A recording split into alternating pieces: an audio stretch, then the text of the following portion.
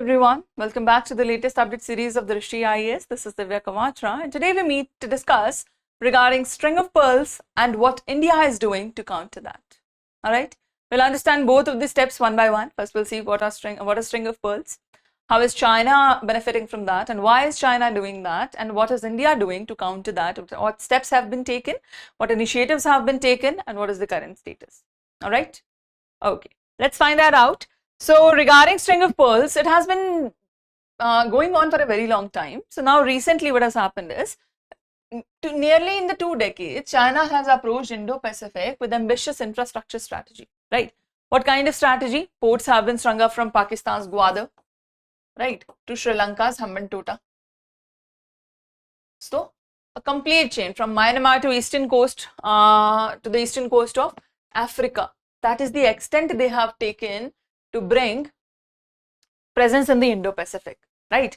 Officially, these were commercial investments. Officially, what did they say was, this is a commercial investment and we are helping these nations build up and we are investing in these nations. But basically, what they've done is, they have built up a chain all around Indian coastal region, right? So they began from here, and this way they have covered the entire Indo-Pacific region and the Indian Ocean as well. They have a large-scale presence here, and a network of maritime foothold has been created by Beijing. They're expanding and they're attempting to corner India in its own neighborhood. That is what their attempt is about, right? We'll understand about the string of pearls, we'll understand that what they have done. But before that, let me give you an information that we have ISGS foundation courses, live online classes running from Karol Bagh and Noida Center that you can join for structured classes, subject-wise notes, books, test evaluations, and then current affairs, booklets, current affairs, test series, all these features in one package of foundation course. That's right. You can join that from the Drishti Learning app, or you can also take into account from Drishti website, or if you face any problem, you can always call us on 87501 87501. All right. Okay. Moving forward, let's understand the topic. What is China's string of pearls? This was a geopolitical push by China. Why? Because China wanted to develop commercial ports, and in the name of commercial ports, they have been doing what? They have been capturing the entire southern boundary of India. They've been capturing entire southern boundary of India. From north, China has access through Pakistan also, through Bangladesh also, right? The south was remaining from where help could come if there is an attack. Now they've tried to cover south also. Very strategically, in the last 2 decades, they have covered south also, right? And that is very concerning for India, that they are stretching their mainland, China, to Horn of Africa, right? What is the goal? Encircling Indian maritime, maritime-wise, secure vital energy trade routes, challenge Indian and Western naval dominance in the Indian Ocean region. These are their main targets. What are these pearls? What are these pearls? The string of pearls. It is a string of pearls. So let's see what are these pearls that China has. Number one, Gwadar in Pakistan, the crown jewel. This has given China direct overland access to Arabian Sea. They've completely bypassed the Malacca Strait. A complete bypass of Malacca Strait that has more dominance of India, that has more control of India. They found a way to completely bypass that by Gwadar Port in Pakistan. Then we have Hambantota, Sri Lanka, handed over to China, 99-year of lease after Sri Lanka faced severe debt repayment struggles. So they took the money and gave Hambantota to China for 99 years of lease. 99 years of lease, just think about it, right? Then we have Djibouti. Djibouti from Africa, China's first official overseas military base. This was China's first official overseas military base right next to global shipping choke points. Then we have Kiao Pyu, that is in Myanmar, and Chittagong, that is in Bangladesh. Entry points flanking India's eastern coast and Bay of Bengal. They've completely flanked it with the help of these nations, right? This is the map that you see how they have done this. Just look at it. Gwadar to Mail in Maldives, then Hambantota, they have another point. In Myanmar, they have Kiao Pyu. Then in Hong Kong, obviously that is their own connection. In Bangladesh, they have Chittagong. And then in Africa, they have the Port Sudan, Khartoum, and the Chinese flanked Bagamoyo in Tanzania, right? This is a large scale connectivity that they have built, and as you can see, they have completely encircled the maritime boundaries of India. They have completely encircled our maritime security, right? Can we see that? Can you see that chain building up? Yes. Can you see the threat now? Can you also see the threat now? Yes. The string that they have created from here to here, from here to here, and then like this entire string is called the string of pearls. Okay. Now, definitely this has raised concerns over security for India. Yes. So, India should do something about it. Should we? Do you think we should do something about it? Yes.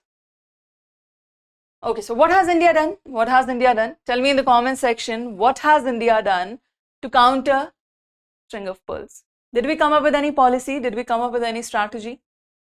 What is the name of that strategy? Tell me in the comment section and we'll talk about it. So China has been doing this, and to counter this, now India needs to have maritime security.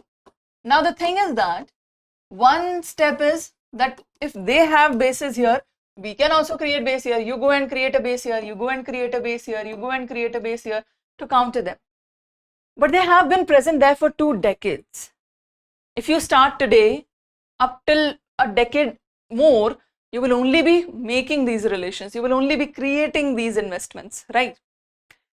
By then, China will have created deep-rooted dominance already. You are going to challenge where China is already stabilized for 2 decades, right? So that will take a lot of time, a lot of extra investment, a lot of effort, and we don't have that kind of money to throw around. China does, we don't, right? So we can do this, but then this will be very costly, a very long process, and not a very good one, because we are not sure whether we will be able to counter China in those lands, right? We're not sure of that. So naturally, this is not a very feasible option for India, right? Exactly. Necklace of diamond. Very good, very good, very good. So India has come up with the necklace of diamonds. We are trying to do that. We are trying to capture the port areas also. But alongside that, we are also working on another strategy. What is that strategy? Let's find out. So India has come up with necklace of diamonds. To flip the script, India has executed counter-encirclement. This is what India has done. Now take a look at that. We have many choke point controls. And we are trying to capture that. This is India's necklace of diamond. This is our first diamond, Chabar. This is our second diamond, Duqm Oman. This is our next diamond, that is Assumption, Seychelles. Then Changi, Singapore, Sabang, Indonesia, then Vietnam, then Japan, then Mongolia. Yes. So we have also encircled China. But when we encircle China, our major ports are here. The ones countering China are only mainly Mongolia and Japan. We have not been able to do more here. We have been able to do here so that we can counter how they are attacking our maritime security. But to actually encircle China, we have come up with Mongolia and Japan as a partner. But then again, we have not done much. The Chinese border is very large and we only have 2 ports there. That is not enough. We are trying, but still this is not enough. So what have we done? We have had Changi Naval Base in Singapore that gives Indian Navy refueling and logistics access. Then Sabang Port, Indonesia, granting India maritime surveillance capabilities. Then we have the western footprint, that is Duqm Port, that provides deep sea logistical footprints to Indian military. Then Chabar Port, gateway bypassing Pakistan to the Central Asia. It is a gateway helping us to bypass Pakistan. Otherwise, to go to Central Asia, we needed to pass through Pakistan. Now we don't. Now we can avoid that. We can bypass that because of the Chabar Port that we have control over, right? Exactly. The next is Southern Watch, the Assumption Island in Seychelles, that is infrastructure development to monitor Chinese submarine movements. Global Alliance, the Quad. What is the Global Alliance regarding this? Quad. We have locked up deep naval intelligence and joint defense exercises with USA, Japan and Australia there. Then we have coastal radar network, active tracking radars across the area so that whenever there is a movement, we can witness that and control that, right? And ultimately deepening Far East ties. We are building robust military cooperation with nations bordering China, Vietnam, Japan, Mongolia, all these, right? So we are going there, so we are deepening our ties so that we have support from them whenever it is needed, right? These are the global initiatives that India has taken. Other than that, we have also developed our own policies, right? Earlier we had Sagar, now we came up to Mahasagar initiative. This is a large-scale transformation in our internal policies also, rather than just depending upon the foreign entitlements, right?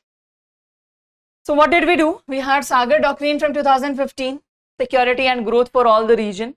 The context was it was launched in 2015 in Mauritius, right? And the core focus was regional and security centric, branded India as net security provider to especially the island nations like Maldives, Mauritius and Seychelles.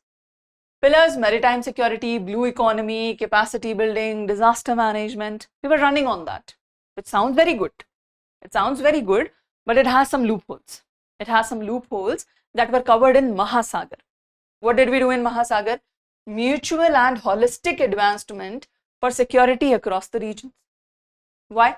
This was launched as a paradigm shift marking evolution of the Sagar Doctrine. What is the core focus? Global, proactive and holistic development. Okay. What are the pivot regions? Transition from India as a net security provider to preferred security partner. We want to evolve that status. Net security provider means they can depend on us and we will provide all the kind of security. Practically, we cannot really do that. So let's partner up instead. Let's not be the provider, because then they will be the receiver always. Let's be partners so we can each take from each other, right? This is an ideological shift, psychological shift. Understand that. All right. So now we have become preferred security partner and the first responder in regional crisis. Example header, that is humanitarian assistance and disaster relief that we have done. And we have expanded it beyond immediate Indian Ocean region to Africa, Pacific. All the expansion has also been done. And this becomes Mahasagar initiative. So not only have we tried to counter the ports or tried to encircle China, but alongside that, we have made changes in our internal policies also, broadening the vision that aligns with the current situations or the challenges that we are facing because of China's dominance. Clear? These are the changes that we have made. These are the structures that we have done. And this is how India is countering the string of pearls. Now we have critical choke points that need control. What are these critical choke points? This is a strictly prelims factor for you. What are the choke points? We have Strait of Malacca, Andaman and South China Sea. Water bodies that are connected, Andaman Sea and South China Sea. China's biggest vulnerability is Malacca dilemma. 80% of import passes through here and India has dominating control. India has dominating control. Then Bab el-Mandeb, ever since in news, Red Sea and the Gulf of Aden, that leads ultimately to Suez Canal. This was flanked by Djibouti, the Chinese base and Yemen. This is very critical for Europe-Asia trade. Here also India has good choke point. Then we have the Strait of Hormuz, Persian Gulf and Gulf of Oman. This has a choke point, we all know about this. Then we have Sunda and Lombok Straits, that is in the Java Sea and Indian Ocean. Alternate deep water passage in Indonesia. This is used by the submarines if they want to avoid Malacca Strait. So if somebody is avoiding Malacca Strait where we have dominance, we need to have dominance here also. Because if they are avoiding that, they will come here. And if they come here, they will again find India. Right? So we are working on these choke points to create our dominance there, to have better control there. All right. This is also a strategy that we are working on, and the choke points. All right. Clear? Okay. So these are very important current affairs. And if you want to discuss more current affairs like this, if you want to have daily analysis of newspaper and PIB, you can always join our class that runs 8:30 AM live every day. What do we include here? We have the Hindu important news, PIB articles, editorials we do through mind map for clearer understanding, and daily practice questions also from the previous session. Once you revise it, you solve questions next day. That completely seals the deal so that you have better revision also, right? The class runs at 8:30 AM live daily, Monday to Saturday on Drishti IAS English channel. You can follow the channel and join the class every day. if you want more details on the current affairs every day.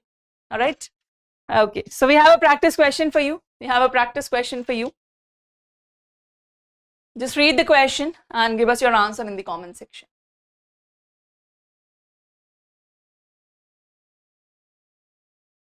Read the question.